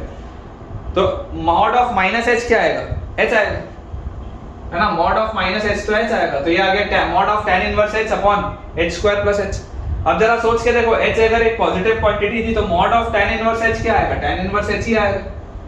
तो यार ये तो ऐसा आते हुए दिख रहा है, tan इनवर्स एच अपॉन नीचे h कॉमन h प्लस 1 और बोला जा रहा है लिमिट h अप्रोचेस 0। जरा सोच के देखो again, tan inverse h by h वाली प्रोफाइल ये तो 1 की तरफ जाएगी, जैसे आप h को 0 की तरफ लेके जाओगे यार ये तो 1 की तरफ जा रहा है, मतलब इसका लेफ्ट हैंड लिमिट 1 की तरफ जा रहा है, इसका राइट हैंड लिमिट -1 की तरफ जा रहा है, तो लिमिट तो एग्जिस्ट नहीं करेगा बेटा, डी ऑप्शन आएगा, लिमिट डज नॉट एग्जिस्ट। अच्छा सवाल है, ठीक है, काफी अच्छा क्वेश्चन है बेटा, इसका limit it won't exist, correct. ठीक है बेटा, बोर्ड अपना अपन क्लियर करते हैं, अगले सवाल की तरफ आगे बढ़ते हैं। अब ये वाला बेटा क्वेश्चन काफी अच्छा क्वेश्चन है ना, बहुत ही अच्छा क्वेश्चन है, कम से कम यार 2 स्टार तो लगा के रखने पड़ेंगे। Let a1 is equal to 1, an is equal to sin of an minus 1, an is equal to sin of an minus 1 for n greater than 1, n belongs to natural number. For n greater than 1, n belongs to natural number. If limit n approaches infinity, 2 raised to the power 2an minus 2 raised to the power 1 plus an into 3 raised to the power an plus 3 into 2 raised to the power an divided by cos an plus 1 minus e raised to the power an minus e raised to the power minus an, ये हमारे पास बेटा दिया हुआ। This is equal to minus a ln square, this is equal to minus a ln square a, then the least value of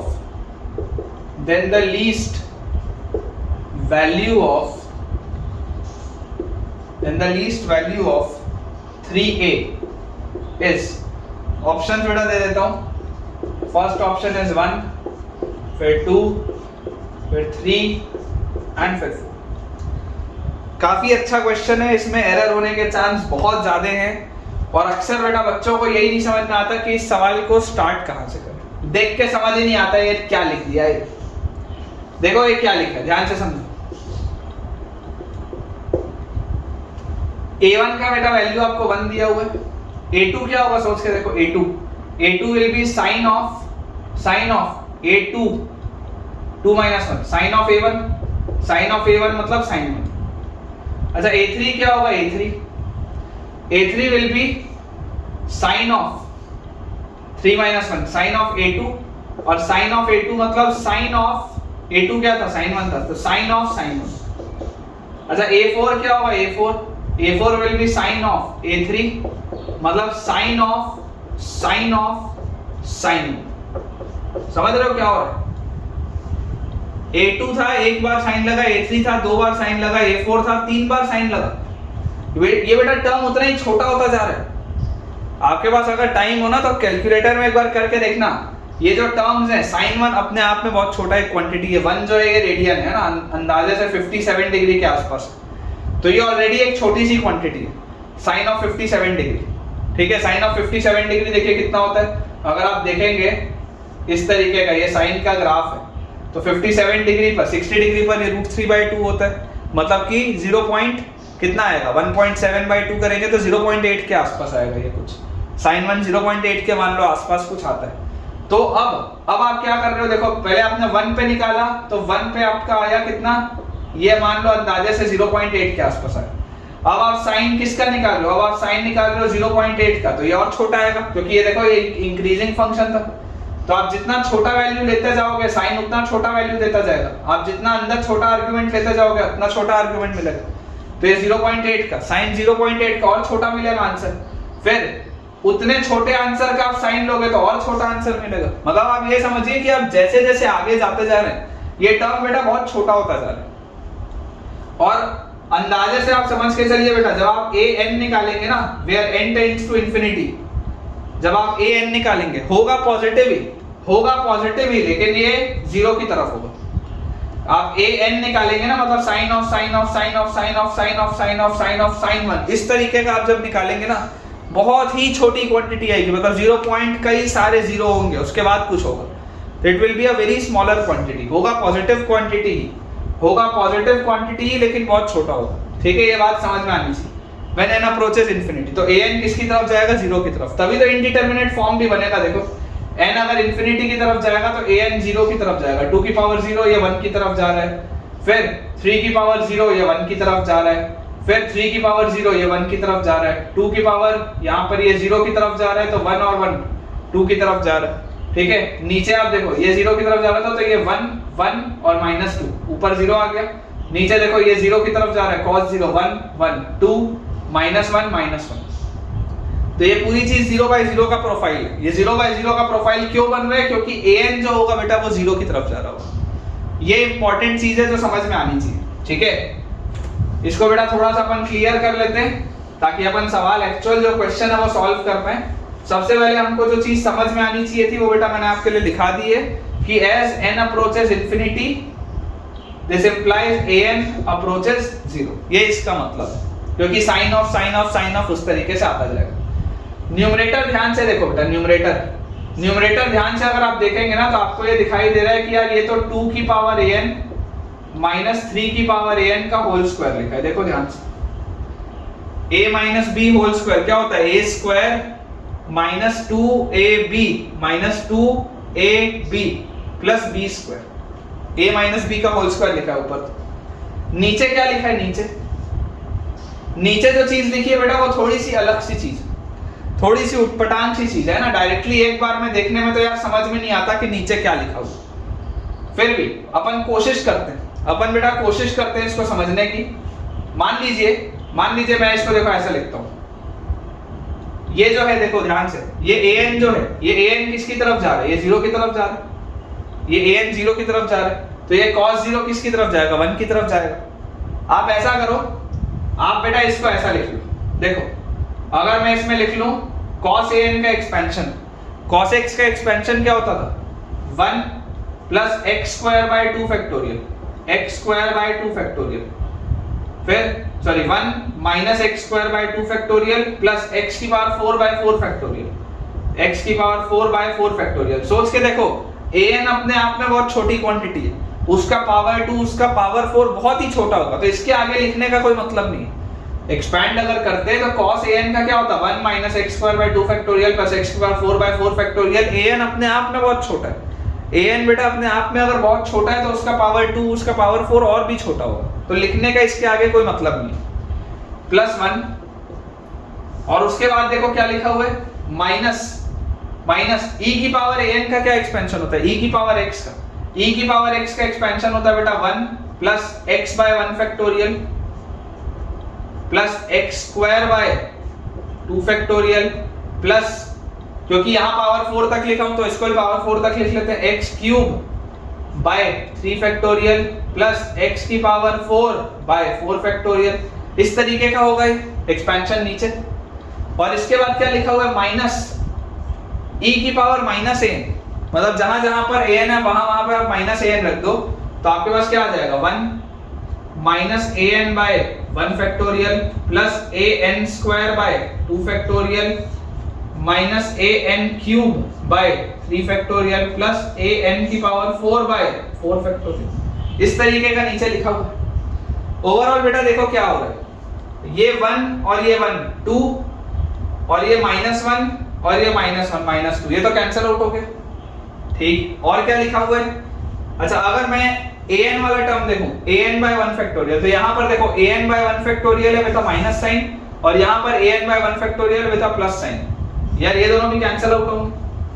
अब अगर मैं an cube वाला term देखूं, an क्यूब वाला, स्क्वायर वाले को भी देखेंगे, पहले क्यूब वाले को देखते हैं, an क्यूब वाले को। तो an cube by 3 factorial with minus sign और an cube by 3 factorial with plus sign. ये देखो माइनस माइनस ये प्लस हो जाएगा, यहां पर माइनस आएगा, ये भी कैंसिल आउट होगा। अब ए एन स्क्वायर वाले को भी देखो, ए एन स्क्वायर वाले को, तो आपके पास देखो क्या आ रहा है, इसको इफेक्टिवली यहां पर लिखते हैं। देखो ये न्यूमरेटर में से मैं आपको बोल रहा हूं 3 की पावर ए एन कॉमन लो, 3 की पावर 2 ए एन अगर आप बाहर निकाल लेंगे तो अंदर देखो क्या बचेगा, 2/3 की पावर ए एन और -1 का होल स्क्वायर। देखो ध्यान से, ऐसे ही बचेगा क्या? क्यों ऐसा किया हूं अभी आपको समझ में आएगा। लेकिन देखो जैसे ही आप 3 की पावर ए एन अंदर जाएगा, ये 2 और 2 बैलेंस हो जाएगा, 3 की पावर ए एन अंदर जाएगा तो 2 की पावर ए एन -3 की पावर ए एन आ जाएगा। जो अपने को चाहिए बेटा वो चीज आ जाएगी। तो अपन ने जैसे 3 की पावर ए एन बाहर निकाला, स्क्वायर था तो 3 की पावर 2 ए एन बाहर निकला और अंदर ये चीज बची। डिनोमिनेटर में क्या बच रहा है देखो ध्यान से, डिनोमिनेटर में ए एन स्क्वायर के साथ यहां पर -12 है, ए एन स्क्वायर के साथ यहां पर भी -12 है और ए एन स्क्वायर के साथ यहां पर भी -12 है। मतलब ये -3/2 ए एन स्क्वायर वाला टर्म लिखा हुआ, -3/2 ए एन स्क्वायर वाला टर्म लिखा हुआ है। और क्या क्या लिखा है, और उसके साथ बेटा अगर आप देखेंगे तो जरा ध्यान से यहां पर देखिए, ए एन की पावर 4 में, ए एन की पावर 4 में यहां पर 1/4 फैक्टोरियल है, यहां पर ए एन की पावर 4 में -1/4 फैक्टोरियल है। तो यार ये तो कैंसिल आउट हो गया इससे, और यहां पर ए एन की पावर 4 में -1/4 फैक्टोरियल है, तो इसके आगे -1/4 फैक्टोरियल ए एन की पावर 4, और इस तरीके से और भी टर्म्स होंगे। हो सकता है पावर 5 का कुछ हो, पावर 6 का हो सकता है, लेकिन होगा ऐसा, ठीक है, इस तरीके का। मैं आपको बेटा एक चीज बोलता हूं कि क्या इसमें से बेटा नीचे में से, क्या मैं नीचे में से ए एन स्क्वायर बाहर निकाल सकता हूं? सोच के देखो, लिमिट क्या है, लिमिट एन अप्रोचेस इंफिनिटी। मैं अगर बेटा इसमें आपको बोलता हूं कि डिनोमिनेटर में से आप ऐसा करो, ए एन स्क्वायर बाहर निकालो, तो अंदर क्या बचेगा, -3/2 -1/4 ए एन स्क्वायर, और उसके बाद जो भी और टर्म्स होंगे हो सकता है उसमें भी ए एन वाले कुछ टर्म्स पॉसिबल, ठीक है। इसको बेटा देखो थोड़ा सा अपन क्लियर कर लेते हैं, इसका अपने को काम नहीं है, अपन ने ये लिख लिया, इसको थोड़ा सा क्लियर कर लेते हैं ताकि इसको सॉल्व अपन कर पाए, ठीक है। काफी अच्छा सवाल है। तो हमारे पास लिखा हुआ है बेटा, देखिए when n approaches infinity a n जो होगा वो 0 की तरफ जाएगा, a n अगर 0 की तरफ जाएगा तो 3 की पावर ये 2 into 0 1 की तरफ जाएगा, ये पूरी चीज 1 की तरफ जाएगी। अंदर देखो, अंदर क्या लिखा हुआ है, अंदर ध्यान से देखिएगा बेटा, limit as n approaches infinity में जो लिख रहा हूं देखो, ये a n स्क्वायर को मैं अंदर भेज रहा हूं, इस a n स्क्वायर को मैं अंदर भेज रहा हूं। मेरे पास लिखा हुआ है 2/3 a n -1/an का स्क्वायर अपॉन -3/2, और उसके बाद है -1/4 an स्क्वायर, और फिर और जो भी टर्म्स होंगे वो an वाले टर्म्स होंगे, ठीक है। ये वाला an स्क्वायर था, उसको मैंने अंदर यहां पर फिट कर दिया इस तरीके से। जरा सोच के देखो बेटा, a to the power x -1/x, a to the power x -1/x, a to the power x -1/x वाली प्रोफाइल क्या होती है, ln a की तरफ जाती है, a to the power x -1/x। जब ये x जो होता है देखो ये 0 की तरफ जा रहा है ना, when n approaches infinity a n approaches 0, तो a की पावर x -1/x ये क्या होता है, ln a की तरफ जाता है, मतलब ये लिखा हुआ है ln 2/3 की तरफ जाता हुआ, और उसका स्क्वायर है तो स्क्वायर भी आ जाएगा। और जैसे ही बेटा आप n approaches infinity करोगे, a n जो होगा वो 0 की तरफ जाएगा, तो ये वाले सारे टर्म्स, ये नीचे वाले सारे टर्म्स किसकी तरफ जाएंगे, आगे 0 की तरफ। तो नीचे क्या लिखा हुआ है, -3/2, घूम के आप इसको सेट करोगे तो क्या आएगा, -2/3 आ जाएगा। देखो ध्यान से, ये जो -3/2 लिखा है, घूम के आप सेट करोगे तो क्या हो जाएगा, -2/3। मतलब ये पूरे इसका सवाल का आंसर किसकी तरफ जा रहा है, -2/3 ln स्क्वायर 2/3 की तरफ। आपको क्या बोला जा रहा था, इसका आंसर है -a ln स्क्वायर a। तो क्या मैं ऐसा बोल सकता हूं कि यार a का वैल्यू ना 2/3 हो, ये मैं बोल सकता हूं यहां से, देखो कंपेयर करके मैं बोल सकता हूं यहां से कि a का वैल्यू विल बी 2/3, और अगर a 2/3 होगा तो आपसे बेटा 3a का वैल्यू पूछ रहा है, 3a का वैल्यू क्या होगा, 3a का वैल्यू होगा 2। बहुत अच्छा क्वेश्चन है बेटा, बहुत ज्यादा अच्छा क्वेश्चन है। मतलब मैं गारंटी दे रहा हूं कि आप ये सवाल अगर अपने टीचर से ही पूछेंगे ना, तो हो सकता है 1 सेकंड के लिए यार वो अटक जाए, हो सकता है वो अटक जाए, बहुत हाई चांसेस है। काफी अच्छा क्वेश्चन है, जरूर अपने फ्रेंड से बेटा इसको डिस्कस करिएगा, देखिएगा कि क्या वो लोग इस बेहतरीन सवाल को बना पाते भी हैं या नहीं बना पाते, ठीक है। इसका आंसर बेटा आएगा 2। चलिए बोर्ड अपना बेटा क्लियर करते हैं, अगले सवाल की तरफ आगे बढ़ते हैं। ठीक है बेटा, देखिए अगला सवाल हमारे सामने लिखा हुआ है। नेक्स्ट क्वेश्चन हमको दिया है, suppose that a circle of equal diameter, suppose that circle of equal diameter, suppose that circle of equal diameter are packed tightly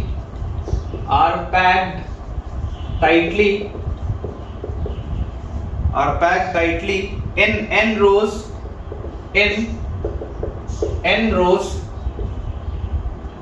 inside an equilateral triangle,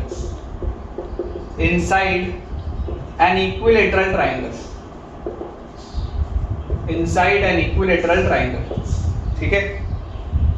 The figure illustrates the case of n equal to 4. Figure में आपको बेटा figure में n equal to 4 दिया हुआ, मैं एक अभी figure बनाऊंगा उसमें n equal to 4 के लिए दिया हुआ है। If capital A is the area of triangle, if capital A is the area of triangle and AN is the total area occupied by the circles, is the total area occupied by the circles in n rows,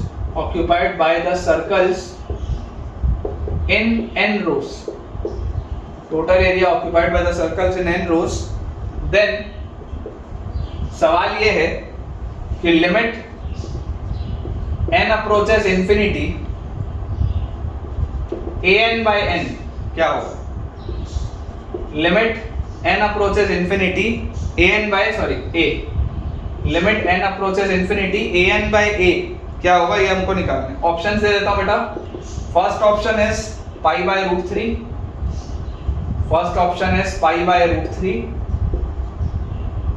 इसके बाद second option बेटा हमको दिया हुआ है pi root 3/6, third option हमको दिया हुआ है पाई बाय 2 रूट 3 और बेटा फोर्थ ऑप्शन आपको दिया हुआ है पाई बाय 6। ये हमारे पास सवाल है, ठीक है। फिगर इसका देखिए कैसा बना हुआ है, मैं आपको बता देता हूं। एक इक्विलेटरल बेटा आपके पास ट्रायंगल बना है और n इक्वल टू 4 के लिए आपको दिया हुआ है, मतलब कि यहां पर आपके पास 4 सर्कल्स, 1, ये 2, ये 3 और ये 4, ये 4 सर्कल यहां पर है। फिर यहां पर बेटा बीच वाले में आपके पास टोटल 3 सर्कल्स हैं, उसके बाद बेटा आपके पास 2 सर्कल्स हैं, फिर आपके पास 1 सर्कल है। इस तरीके का कुछ फिगर आपके पास दिया हुआ है, ठीक है। Suppose that a circle of equal diameter are packed tightly in n rows, total मान लो n नंबर ऑफ रोज है ना। यहाँ पर हमने फिगर में n को 4 रखा है, 4 रोज रखी है, मान लो total n number of rows है। इक्विलेटरल ट्रायंगल है। If a is the area of the triangle and n is the total area occupied by the circles in n rows, तो लिमिट आपको इस पे निकालना है। अब देखिए अप्रोच समझिए बेटा। मान लीजिए इक्विलेटरल ट्रायंगल का साइड लेंथ l, ठीक है। इक्विलेटरल ट्रायंगल का मान लेते हैं साइड लेंथ l। तो हमें बेटा क्या चीज समझ में आती है, अगर सर्कल का रेडियस r होगा, अगर बेटा सर्कल का रेडियस r होगा तो आप जरा सोच के देखिए, टोटल लास्ट वाले रो में कितने सर्कल होंगे, n सर्कल्स होंगे। ध्यान से देखिएगा, लास्ट रो में नंबर ऑफ सर्कल्स होंगे n, टोटल n सर्कल्स होंगे। अब इन n सर्कल्स में ये जो आखिरी वाले 2 सर्कल हैं, ये जो लास्ट वाले 2 सर्कल है, उनको फिलहाल के लिए साइड हटा दो। टोटल लास्ट वाले रो में टोटल n सर्कल्स हैं, n में से जो आखिरी के 2 सर्कल है उनको फिलहाल के लिए साइड हटा दो। तो बीच में कितने सर्कल बचेंगे अगर आप 2 सर्कल हटा दोगे तो n-2 सर्कल्स इन बिटवीन होंगे। लास्ट वाले अगर मैं 2 को हटा दूं तो बीच में कितने होंगे, n-2 सर्कल्स होंगे। तो ये r, एक सर्कल में 2r आ रहा है, फिर यहां पर भी देखिए एक सर्कल में 2r आ रहा है, तो n-2 सर्कल्स में कितना होगा, n-2 into 2r होगा क्या, सोच के देखो। ये बीच में अगर टोटल n-2 सर्कल्स हैं तो n-2 into 2r होगा, इतना लेंथ, तो n-2 into 2r। उसके बाद लास्ट वाला जो इधर का सर्कल होगा उसमें एक ये वाला आर तो होगा ही इस तरीके से, और इधर वाला भी जो सर्कल होगा उसमें भी एक ये वाला आर तो होगा ही। तो इसमें एक आर और एक आर कौन कौन सा जुड़ा, ये वाले का लास्ट वाले का और ये वाले का लास्ट वाले का। अब देखो मुझे बेटा ये वाला एरिया, मुझे बेसिकली ये वाला लेंथ निकालना बच रहा है, मुझे ये वाला लेंथ निकालना बच रहा है। ये जो बीच का पूरा लेंथ था ये तो मैं निकाल चुका हूं। बीच में टोटल n-2 सर्कल्स थे, हर सर्कल में 2r 2r 2r था, तो n-2 into 2r आया। फिर ये लास्ट वाला सर्कल है, इसमें एक r यहाँ वाला आ गया, ये लास्ट वाला सर्कल है, इसमें एक r यहाँ वाला आ गया, तो ये r और r भी आ गया। लेकिन ये वाला डिस्टेंस और ये वाला डिस्टेंस अब निकालना मेरा रह रहा है। तो आप बेटा समझिए पूरा का पूरा फिगर सिमेट्रिक है, इक्विलैटरल ट्रायंगल है। अगर मैं इस बाउंड्री पॉइंट को इस सर्कल के सेंटर से मिलाऊं, यहां पर देखो लिख रहा हूं मैं, ऐसे बना रहा हूं ताकि आपको समझ में आए, ठीक है। ये जो छोटा सा ट्रायंगल है उसको मैंने ये बनाया है, तो ये वाला एंगल क्या होगा, 30 डिग्री होगा। ये पूरा 60 था, ये बाउंड्री पॉइंट से मैंने मिलाया है, तो ये 30 डिग्री आएगा छोटा सा एंगल। और ये कितना है आपके पास, ये आपके पास r है। तो अगर बेटा ये r है, ये आपको निकालना है, ये आपको निकालना है x। तो x के निकालने के लिए आप क्या बोल सकते हैं, r by x will be tan 30। tan 30 क्या होता है 1/√3।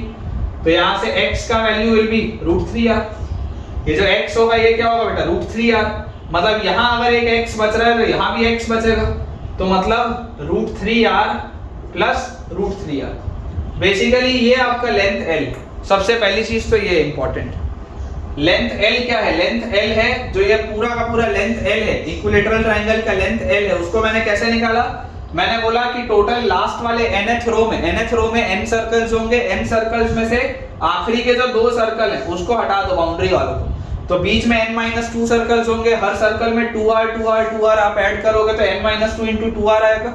फिर ये लास्ट वाले सर्कल का ये r और ये r, ये दोनों को लिखा। फिर ये वाला जो हिस्सा है इसको आप r नहीं बोल सकते, तो इसके लिए मैंने ये ट्रायंगल बनाया कि ये रेडियस r है, ये x है, तो x मुझे निकालना है। तो x क्या होगा, √3r होगा, हम देख सकते हैं, ठीक है ना। r by x will be tan 30, tan 30 is 1/√3, तो x will be √3r। तो ये √3r और इधर भी √3r। तो टोटल लेंथ l आपके पास आया कितना, टोटल लेंथ l आपके पास आ जाएगा बेटा n into 2r। फिर उसके बाद ये क्या है, -2 into 2r मतलब -4r और +r मतलब -2r और +2√3r। ये आपके पास लेंथ l आया। तो आपके पास देखो क्या बोला जा रहा है, if a is the area of the triangle, area of triangle क्या होगा, a will be √3/4 into side का स्क्वायर, इक्विलैटरल ट्रायंगल है तो इसका स्क्वायर, मतलब कि आपके पास आ जाएगा, सब में से r कॉमन ले लूंगा तो r² और अंदर बचेगा 2n - 2 + 2√3 इसका स्क्वायर, ये a। और an क्या होगा, an आपको क्या बोला जा रहा है, an आपको बेटा बोला जा रहा है total area occupied by the circles. इसके अंदर टोटल नंबर ऑफ सर्कल्स होंगे कितने, पहले वाले में 1 सर्कल, दूसरे रो में 2 सर्कल, तीसरे रो में 3 सर्कल, चौथे रो में 4 सर्कल। इस तरीके से बेटा जब आप आगे बढ़ते जाओगे nth रो में n सर्कल्स, तो total number of circles will be 1 + 2 + 3 + 4 से लेकर n तक, ये टोटल नंबर ऑफ सर्कल्स। तो इसका सम क्या होता है, n into n-1/2, आप ऐड करो n into n + 1/2। जैसे आप बेटा इसको ऐड करेंगे, देखिए 1 से n तक का सम, 1 से n तक का सम क्या होता है, n into n + 1/2। तो यहां से बेटा आपके पास आ जाएगा n into n + 1/2 total number of circles, और हर सर्कल का एरिया क्या है πr²।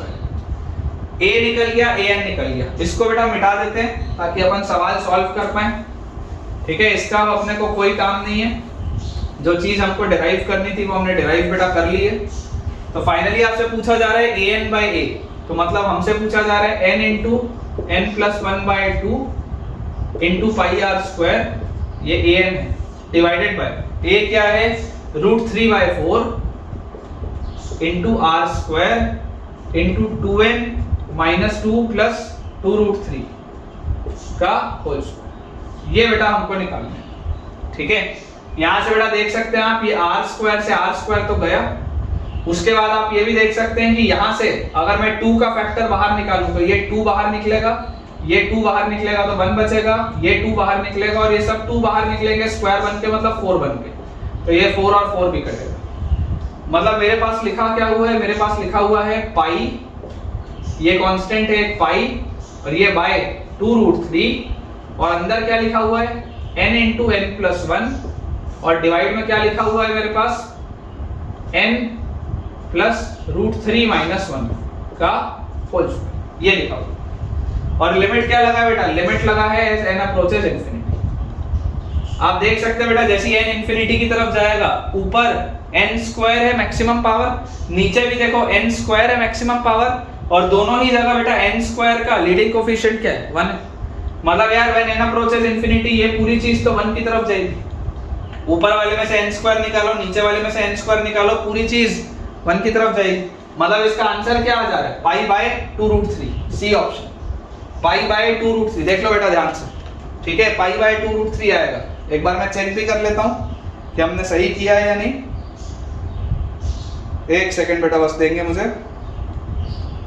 बिल्कुल ठीक है बेटा, बिल्कुल सही है, पाई बाय 2√3 अपने पास आएगा which is your C option.